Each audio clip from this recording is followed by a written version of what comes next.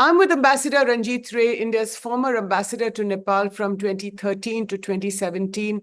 Ambassador Rae has also written a highly read book on Nepal called The Kathmandu Dilemma, which came out in 2021. It has since gone into a couple of more reprints. And today we are talking to Ambassador Rae about the situation in Nepal. Overnight, in the last 24 hours, the situation has escalated considerably.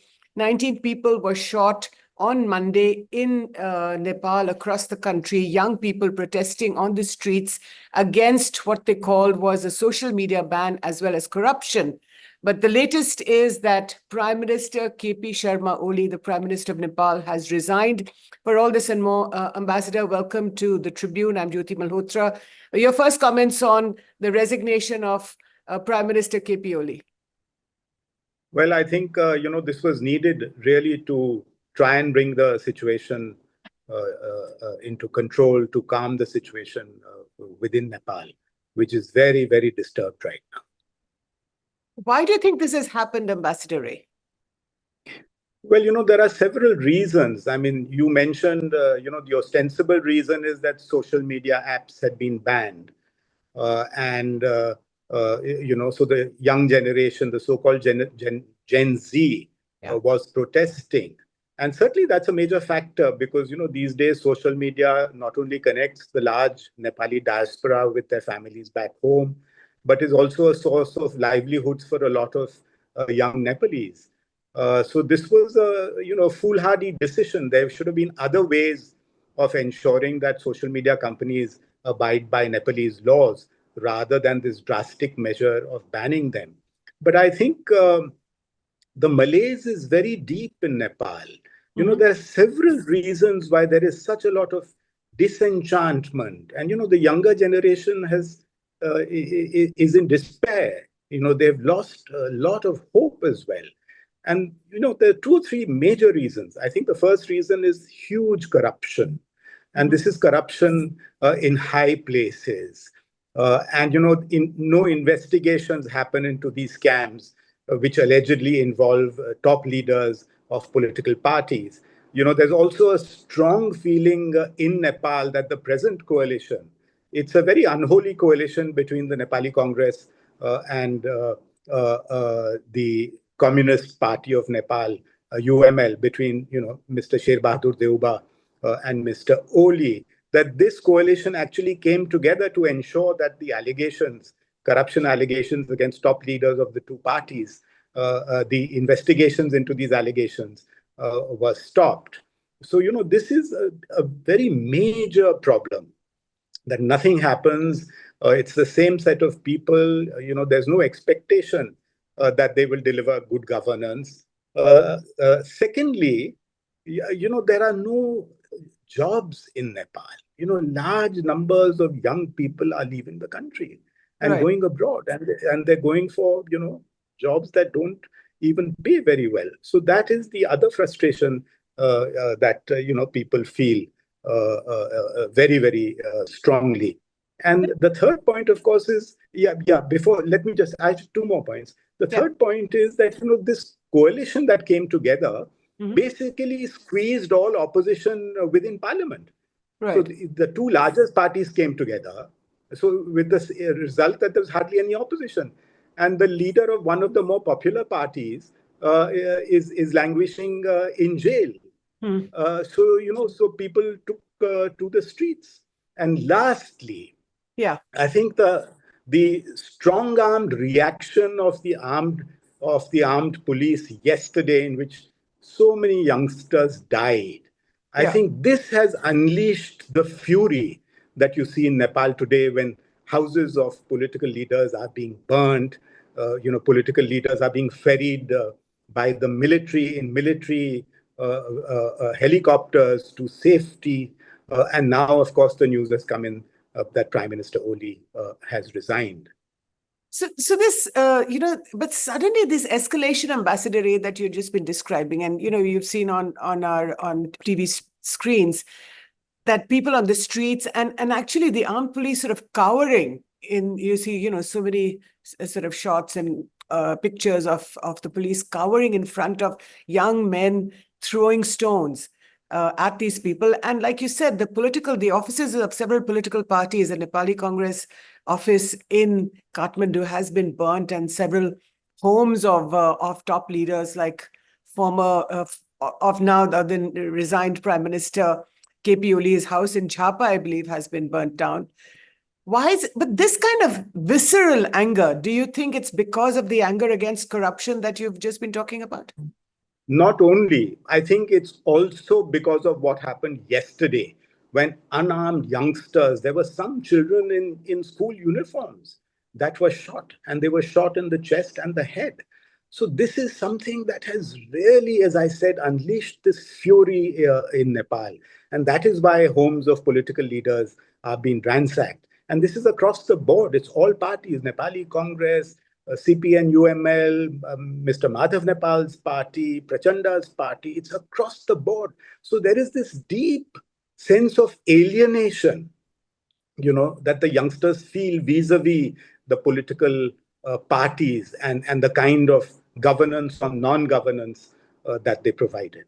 So a couple of questions, Ambassador Rae. The first is that in 2006, 19 years ago, when there was a similar protest in Nepal, the Jan Andolan, you're a keen observer of Nepali politics and of Nepal. How would you compare the current situation with the one in 2006?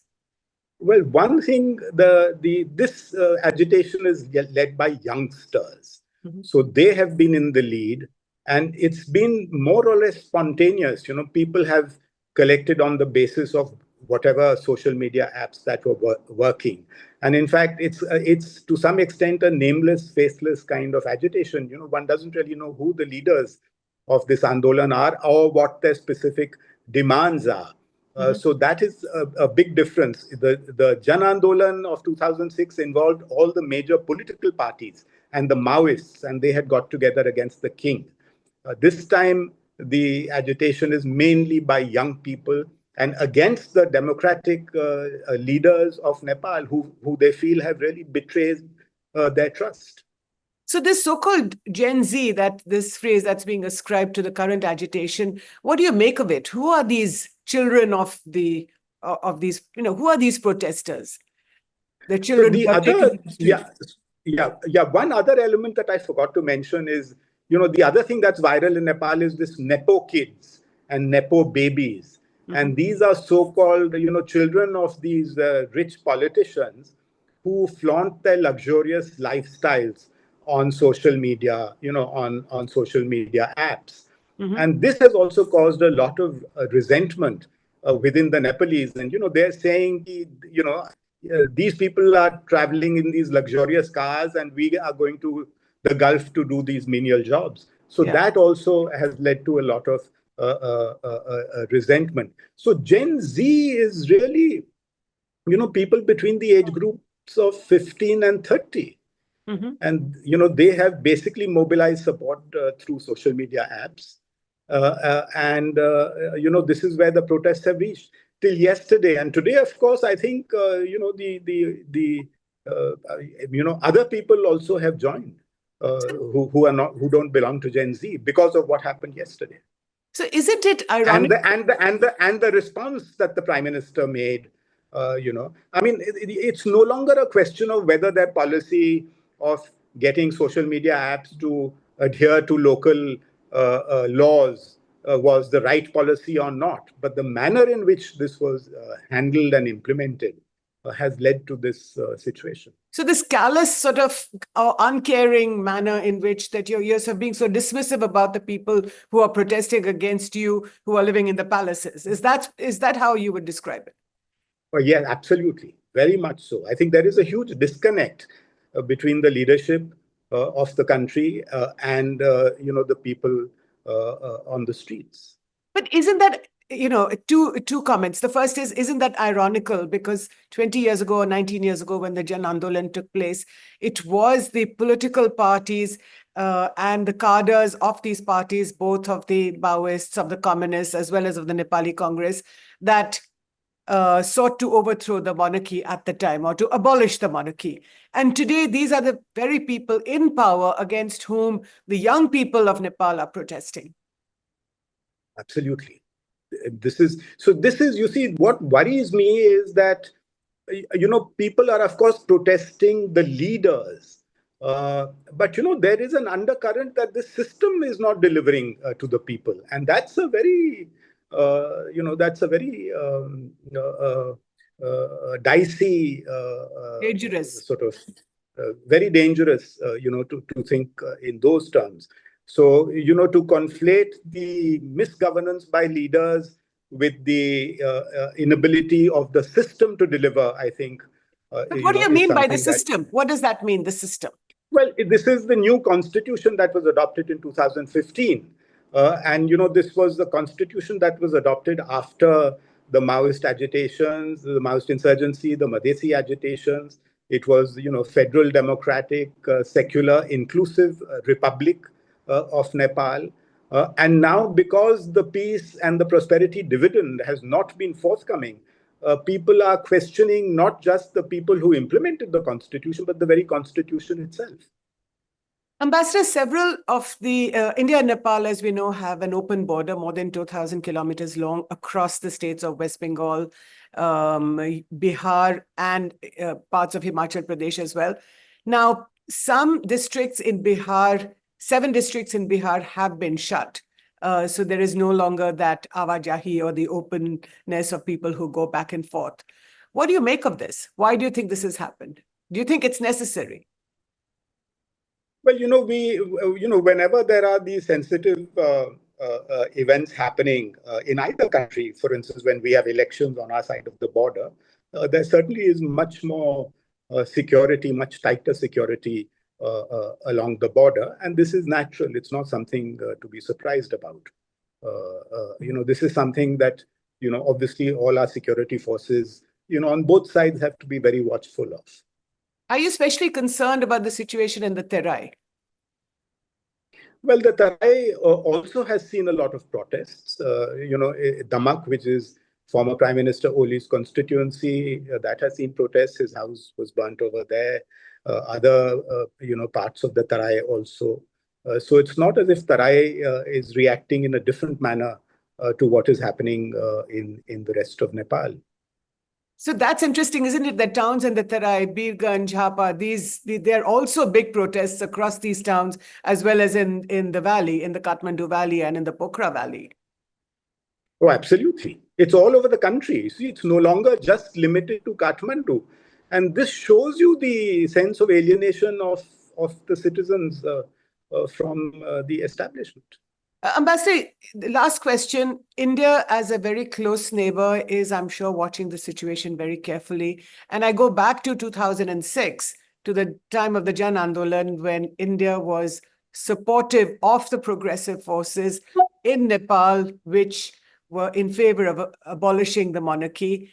How do you think, as a former diplomat, how do you think the situation is being evaluated now?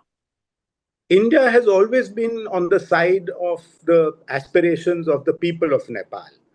If you look at India's role in Nepal since 1950, this has always been the case. And I trust that India will continue to support the aspirations of the Nepalese people. This would mean what? Because the people today are protesting on the streets. So we don't know what's going to come now that Prime Minister Oli has resigned.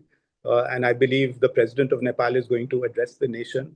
Let us see next developments. Right, Ambassador Ranjit Rae, thank you so much for speaking to the Tribune and to our viewers. We know the situation is developing very fast, very quickly, and we wait and watch. We wait to see the next few hours and what they will bring to us. Thank you, Ambassador Rae, for speaking to the Tribune.